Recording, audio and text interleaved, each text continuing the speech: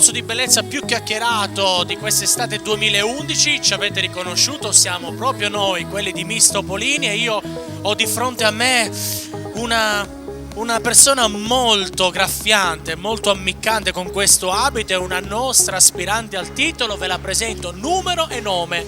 Arianna Agostini. Numero?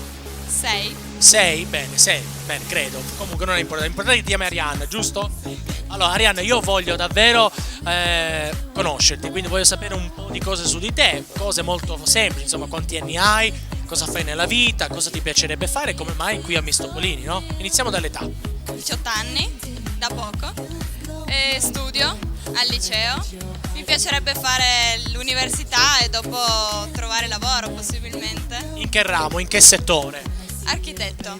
Architetto, quindi cosa fai? Il liceo? Scientifico.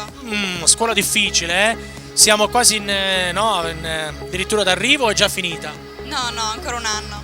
No, dicevo insomma l'anno scolastico. Sì, quasi finito. Come va? Come andrà? Ma speriamo. Speriamo bene. In realtà lei è una ragazza molto bella, ma vi assicuro che è una secchionaccia, giusto?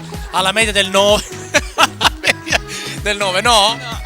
Allora dai, cogliamo l'occasione di questo canale televisivo per poter salutare tutti coloro che ti conoscono, magari anche i professori, facendo un piccolo appello, se possono magari chiudere un occhio, Magari.